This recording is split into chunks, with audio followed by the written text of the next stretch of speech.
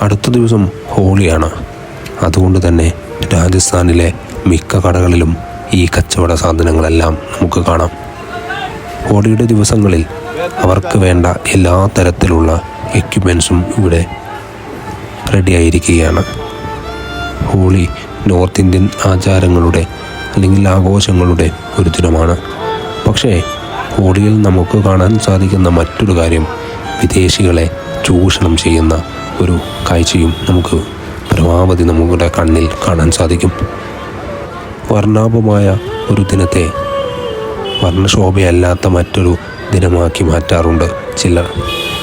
എല്ലാ ആഘോഷങ്ങൾക്ക് പിന്നിലും ഈ ചിലരുടെ കറുത്ത കൈകൾ പലപ്പോഴും പ്രവർത്തിക്കാറുണ്ട്.